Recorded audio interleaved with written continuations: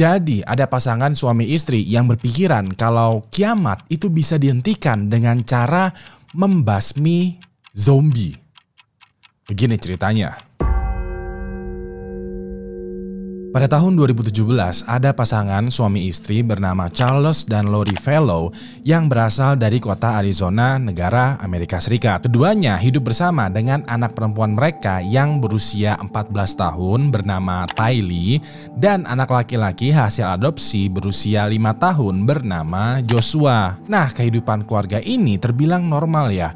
Charles bekerja di perusahaan swasta, sedangkan Lori itu menjadi ibu rumah tangga, lalu anak-anaknya pada sekolah. Tapi semua kenormalan ini mulai berubah ketika Lori mulai membaca sebuah buku. Jadi Lori yang waktu itu lagi gabut coba-coba nih membaca sebuah buku novel fiksi. Bukunya ini berjudul Standing in Holy Places: The Great Gathering, yang bercerita tentang sekumpulan orang yang berkumpul untuk menghadapi hari kiamat. Pada saat membaca buku ini, Lori kepincut banget nih. Dia bahkan baca lagi buku lanjutannya, masih dalam series yang sama, yang berjudul The Celestial City, The Rise of Zion, The Keys of the Kingdom, dan The Renew Earth. Nah, yang membuat Lori kepincut dengan beberapa buku tadi itu adalah cerita di dalam buku ini menurutnya itu seru banget, realistis banget, berasa kayak mendeskripsikan kehidupan sebelum kiamat, pas lagi kiamat, bahkan juga setelah kiamat. Selain itu juga menurut Lori di dalam bukunya itu ada semacam nilai-nilai agama Kristen dan juga pelajaran hidup yang tersirat gitu. Terlebih lagi kisah di dalam buku ini juga kayak nyelepet-nyelepet atau nyindir-nyindir peristiwa sejarah yang terjadi di kehidupan nyata dan juga teori konspirasi. Nah, dikarenakan menurut Lori bukunya itu beneran kayak real banget, dia mulai tuh melakukan cocok logi, lalu berkesimpulan kalau seluruh buku ini merupakan ramalan tentang masa depan. Yang padahal seperti yang udah gue jelaskan tadi ya, buku-buku tadi itu adalah buku novel fiksi, buku karangan aja. Ya udah deh, Lori mulai tuh membuka internet dan mencari forum diskusi mengenai buku ini. Dan pas dia lihat forumnya, ternyata banyak member yang berpikiran sama seperti Lori. Banyak member yang berpikiran kalau bukunya ini merupakan ramalan mengenai kehidupan setelah hari kiamat. Dari sini keyakinannya Lori itu semakin kuat tuh. Dia mulai terobsesi tuh dengan buku ini sampai-sampai dia menelantarkan suami dan anaknya. Lori juga mulai aktif banget tuh ngebuat diskusi di grup atau di forum perihal buku ini. Bahkan juga dia menggali dan mencari tahu siapa sih atau bagaimana sih bentuk penampakan dari penulis buku ini. Sampailah pada tahun 2018 ada sebuah event pameran buku yang bakalan dihadiri juga oleh beberapa penulis buku. Nah, salah satu penulis buku yang hadir di dalam event ini adalah penulis dari buku yang diobsesikan oleh Lori. Penulisnya itu bernama Chad Daybell. Sedikit cerita tentang Chad. Diketahui ya kalau Chad merupakan juga seorang penganut agama Kristen tapi aliran Mormon. Aliran Mormon kalau gue jelaskan secara simple banget nih ya, adalah sebuah aliran di agama Kristen yang berfokus banget sama gerakan orang suci di zaman akhir. Aliran ini diketahui lahir di Amerika Serikat pada tahun 1830 dan penganut aliran ini tuh kayak terobsesi banget lah dengan hari kiamat. Nah, informasi yang gue dapatkan dari Noise ID dan juga beberapa website lainnya, Mormon itu sering dianggap sebagai aliran yang sesat. Bahkan agama Kristen sendiri bilang kalau aliran Mormon adalah aliran yang sesat. Tapi buat gue sendiri, no comment ya. Sekali lagi, perihal agama, gue no comment. Fokus dari video ini bukanlah agamanya, melainkan kasus dari individunya. So, balik lagi deh ke Lori. Jadi, pada saat Lori tahu kalau di event ini bakalan dihadirin oleh Chad, dia bela-belain OTW untuk ketemuan. Diketahui, Lori itu rela meninggalkan anak dan suaminya lalu nyetir sendirian sejauh 1.600 km atau selama 17 jam dari kota Arizona menuju ke kota Idaho khusus untuk ketemuan dengan Chad. Dan begitu tiba di acaranya, Lori ikutan juga dong acara meet and greet, ngobrol dan mengutarakan tuh semua perasaannya, obsesinya itu semua kepada Chad. Dan surprise, antusiasmenya Lori disambut baik juga oleh Chad. Pada saat mereka ngobrol, Lori dan Chad itu nyambung banget. Mereka saling klik, bahkan juga setelah event meet and greet itu mereka tetap kontakan. Dan surprise lagi, hubungan mereka menjadi akrab banget sampai mereka berdua saling menggoda gitu, saling merayu dan juga saling flirting. Yang padahal seperti yang kita tahu, Lori dan Chad itu udah punya pasangan masing-masing. Bisa dibilang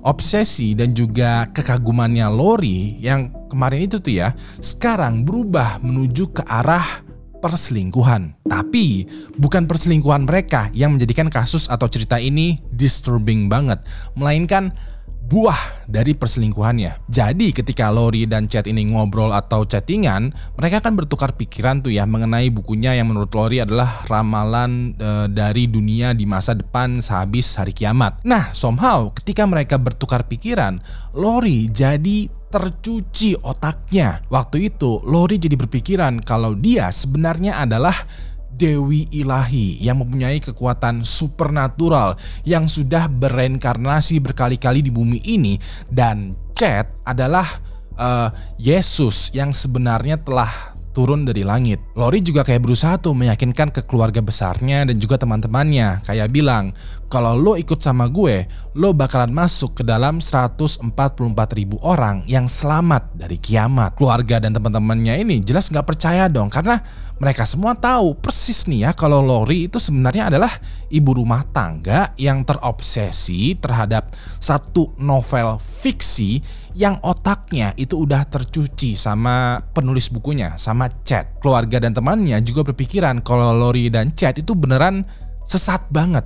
Mereka kayak udah jauh dari ajaran Kristen, bahkan juga jauh dari ajaran Mormon. Mereka udah kayak sesat sesat-sesatnya. Nah, yang lebih gila lagi adalah Lori dan Chad berpikiran kalau orang yang menganggap mereka sesat adalah orang yang sudah dipengaruhi oleh iblis. Terlebih lagi, orang yang sudah dipengaruhi oleh iblis, wujud aslinya sebenarnya adalah zombie. Dan demi bisa menunda hari kiamat, Lori dan Chad mesti membasmi para zombie ini. Bisa dibilang kita semua di mata Lori dan Chad adalah zombie. Ya udah deh, mendengar semua keanehan Lori yang semakin lama semakin menjadi-jadi, Charles, suaminya Lori, muak dong dan bilang, lo semakin lama semakin gak waras. Gila lo. Mereka ribut tuh, dan ujung dari keributan ini adalah Lori memilih untuk kabur aja. Waktu itu Lori menghilang dengan membawa mobil dan juga menguras semua uang yang ada di ATM-nya Charles. Dan seperti yang udah lo duga, pada saat Lori menghilang ini, dia sebenarnya pergi menuju ke kota Idaho untuk bertemu dengan Chad. Selama 2 bulan inilah Lori tinggal dan juga berselingkuh dengan Chad. Dan selama ini juga Lori semakin tercuci otaknya. Pas ini Chad kayak bilang, kamu mesti menyelamatkan anak-anak kamu dari Charles karena Charles sudah menjadi zombie. Kamu gak mau kan anak kamu berubah menjadi zombie juga? Ya udah deh, Lori balik lagi tuh ke rumahnya dengan misi ingin menyelamatkan kedua anaknya, Tylee dan Joshua. Pas sampai rumah, Lori langsung menuduh Charles dengan argumen kalau Charles ingin merubah Tylee dan Joshua menjadi zombie nih. Charles gak terima dong, kayak kan lo yang gila. Kenapa jadi nuduh gue sebagai orang gila? Dan lagi-lagi terjadi tuh keributan di antara Lori dan Charles perihal kedua anak-anaknya. Nah, ujung dari keributan ini adalah somehow Lori berhasil tuh membawa atau menyelamatkan anak-anaknya dari Charles. Waktu pergi kali ini Lori nggak balik lagi nih ke kota Idaho, ke kotanya Chad, melainkan ke rumah kakak laki-lakinya yang bernama Alex. Dan surprise, Alex ternyata adalah salah satu orang yang berhasil dicuci otaknya oleh Lori. Bisa dibilang Lori dan Alex, kakak beradik ini itu satu pemahaman dan juga satu keyakinan. Ya udah deh, pas mereka ketemuan, Lori cerita tuh kalau Charles sudah benar menjadi zombie dan ingin mempengaruhi Tylee dan Joshua. Kita harus nih menyelamatkan Tylee dan Joshua dari Charles. Pas ini Alex bilang, tenang, biar gua yang nanti hadapin suami lo. Kalian semua di sini santai aja dulu. Pada tahap ini, terjadilah keributan besar tuh di keluarganya Lori dan juga Charles, yang mana pada bulan Februari tahun 2019, Charles menggugat cerai Lori. Di saat yang sama juga, Charles membuat laporan ke polisi kalau selama perselisihan ini, dia sering mendapatkan ancaman bakalan dihabisin oleh Lori. Selain itu juga, Charles menilai kalau Lori telah menculik Tylee dan Joshua. Secara Lori kan membawa mereka berdua kabur. Nah, dikarenakan kasus di rumah tangganya Lori dan Charles itu ngejelimet banget ya, pengadilan ataupun polisi itu butuh waktu nih untuk memproses gugatan cerai dan juga laporannya Charles. Sampailah pada bulan Juli tahun 2019, Charles memberanikan diri nih untuk pergi ke rumahnya Alex. Niatnya Charles adalah untuk ketemu Tylee dan Joshua, sekaligus juga ngobrol baik-baik kepala dingin dengan Lori. Charles kayak udah pusing juga dengan Lori yang tercuci otaknya. Charles kayak ingin diskusilah perihal solusi dari masalah rumah tangganya. Pas sampai rumahnya Alex, ternyata kepalanya Lori itu nggak dingin. Lori malah memicu keributan dengan marah-marah kepada Charles, mengusir Charles, menuduh Charles sebagai zombie dan lain sebagainya. Keributan ini didengar tuh sama Alex, dan gak lama kemudian Alex langsung mengambil pistolnya dan mengarahkannya ke Charles. Lalu Charles ketika meninggal dunia dengan 2 luka tembakan di dada. Lori otomatis langsung panik dong. Dia nggak menyangka nih kalau Alex ternyata senekat ini menghabisi Charles. Alex langsung menenangkan Lori dan mereka berdua kayak ngebuat skenario supaya mereka berdua tidak masuk penjara walau telah menghabisi Charles. Skenario yang mereka buat adalah kurang lebihnya ya, mereka kayak men-setting kalau Charles datang ke rumahnya Alex dan melakukan KDRT kepada Lori. Alex pun membela Lori dong, dan terjadilah tuh keributan di antara Alex dan Charles. Hasil dari keributan ini, dikarenakan Alex membela dirinya, Alex terpaksa menembak Charles. Dan surprise, setelah polisi datang dan melakukan investigasi, polisi percaya dong dengan skenarionya Alex dan Lori. Bisa dibilang walaupun Alex telah menghabisi Charles, dia tidak mendapatkan hukuman penjara. Ya udah deh, dikarenakan Charles meninggal dunia, Alex dan Lori sekarang bebas nih. Waktu itu mereka berdua bersama dengan Tylee dan juga Joshua itu memutuskan untuk pindah ke kota Idaho dengan tujuan supaya bisa lebih dekat dan juga lebih fokus beribadah kepada Chad. Walaupun begitu, ceritanya itu masih belum selesai.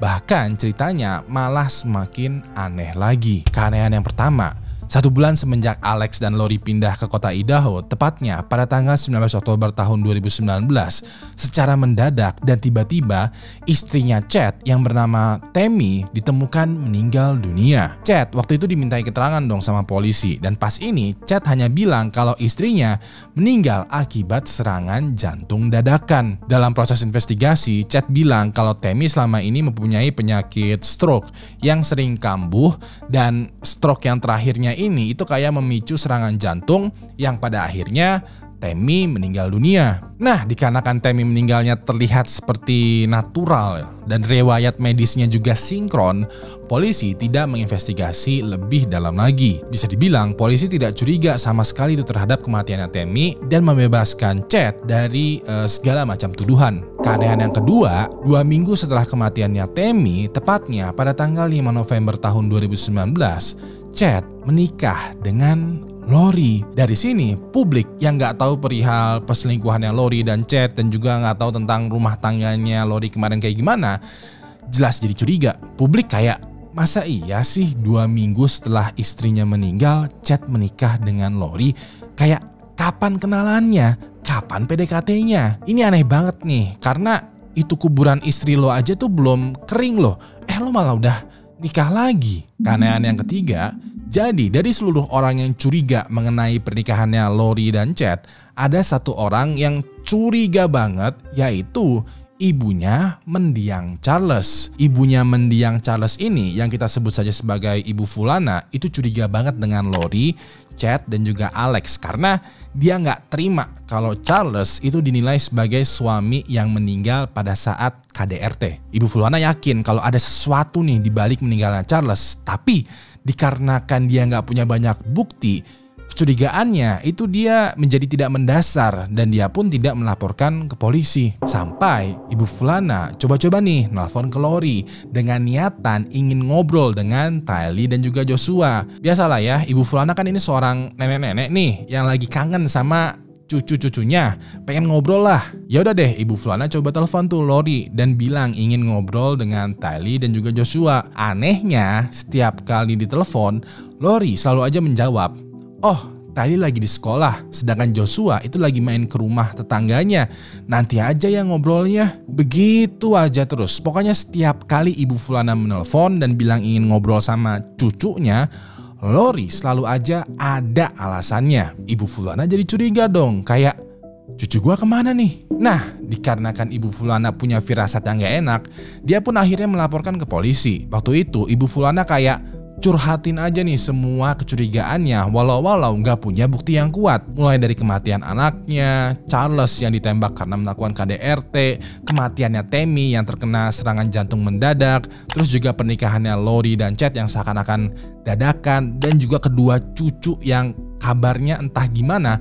Semuanya itu Ibu Fulana curhatin. Pas ini polisi mulai notice dan sadar dengan polanya karena ada 2 orang nih yang meninggal dan ada 2 anak yang menghilang di sekitaran Lori dan juga Chad. Ya udah deh, polisi mulai tuh menginvestigasi kembali pasangan suami istri Lori dan juga Chad. Investigasi yang pertama, polisi pada waktu itu mendatangin rumah kediamannya Lori dan juga Chad untuk melakukan wellness check. Polisi waktu itu kayak ingin melihat kondisinya Tylee dan juga Joshua. Apakah mereka baik-baik aja atau bagaimana nih? Nah, pas polisi bertemu dengan Lori, dia bilang kalau Tylee sekarang lagi ada di rumah saudaranya mendiang Charles, sedangkan Joshua itu lagi ada di rumah neneknya, Ibu Fulana. Polisi langsung ngeh nih dengan kebohongannya Lori karena gak mungkin Joshua lagi ada di rumah Ibu Fulana ya. Karena Ibu Fulana yang melaporkan kalau Tylee dan Joshua itu menghilang. Polisi desak terus tuh Lori meminta kejelasan di mana keberadaannya anak lo nih. Tapi dikarenakan mereka tidak mempunyai izin menggeledah, mereka nggak bisa berbuat banyak. Polisi waktu itu cuma bilang, kalau Anda tidak bisa membuktikan keberadaan Tylee dan juga Joshua dalam 5 hari, Anda akan dikasuskan. Dan bener banget, dikarenakan Lori tidak bisa membuktikan keberadaan Tylee dan juga Joshua dalam kurun waktu 5 hari, dia akhirnya dikasuskan. Waktu itu pada tanggal 20 Februari tahun 2020, Lori pada akhirnya ditangkap dengan dugaan child neglect atau pengabaian terhadap anak. Selama interogasi, Lori ini diam 1000 bahasa. Dia nggak mau menjelaskan kemana pergi anaknya, apa yang telah dia lakukan, atau apa yang sebenarnya telah terjadi. Dan karena nggak mau kooperatif dalam proses investigasi, mau nggak mau Lori untuk sementara waktu ditahan dulu di penjara. Lalu investigasi yang kedua, polisi waktu itu meminta surat izin untuk penggalian dan juga autopsi terhadap jenazahnya Tammy kepada pengadilan. Polisi waktu itu menduga kalau meninggalnya Tammy itu juga ada sangkut pautnya tuh dengan Lori dan juga Chad. Nah, dikarenakan ada probable cause atau kecurigaan, pengadilan memberikan tuh izin dan pas dilakukan, ketahuan udah nih apa yang sebenarnya terjadi terhadap Tammy. Jadi emang benar kalau Tammy itu meninggal dunia akibat serangan jantung. Tapi pemicu dari serangan jantungnya ini bukanlah stroke, melainkan sesak nafas akibat dibekap. Yang artinya ada nih 1 orang yang membekap Tammy sampai dia tuh terkena serangan jantung. Dan satu-satunya orang yang dicurigain adalah Chad. Ya udah deh, pada tanggal 9 Juni tahun 2020, polisi langsung melakukan penangkapan terhadap Chad dan juga penggeledahan di rumahnya yang ada di kota Idaho. Mirisnya, pada saat polisi menggeledah halaman belakang rumahnya, mereka menemukan ada 2 kuburan dangkal. Pas kuburan dangkalnya ini digali, mereka menemukan 2 jenazah dari seorang anak perempuan dan juga seorang anak laki-laki yang keduanya dipastikan adalah Tylee dan Joshua. Ahli forensik menyebutkan kalau penyebab dari meninggalnya Tylee dan Joshua adalah akibat pukulan di kepala dan dicekik sampai meninggal. Dari sini ketahuan sudah kenapa Lori tidak bisa menghadirkan kedua anaknya dalam kurun waktu 5 hari, karena pada dasarnya dia telah menghabisi anaknya sendiri dan menguburnya di belakang rumahnya Chad. Besar kemungkinan Lori menghabisi kedua anaknya sendiri gak lama setelah dia pindah ke kota Idaho. Pada akhirnya, di pengadilan keduanya kompak mengakui kalau mereka telah berencana untuk menghabisi Tammy, Tylee, Joshua, dan juga Charles. Motif mereka melakukan hal tersebut karena mereka berdua melihat 4 orang tadi sebagai zombie, dan untuk memurnikan jiwa mereka dan juga untuk menunda hari kiamat, semuanya harus dihabisin. Hakim pun memutuskan untuk menjatuhi Lori dengan penjara seumur hidup, sedangkan Chad dijatuhin hukuman mati. Buat yang nanya tentang Alex, kakaknya Lori yang menembak mati Charles ya, well, pada tahun 2019, pada saat Lori dan Charles sedang diinvestigasi, dia diketahui meninggal dunia akibat tumor otak. Aduh, sesat ya, mau menunda kiamat dengan cara menghabisin zombie. Bro pikir tren tubusan kali ya?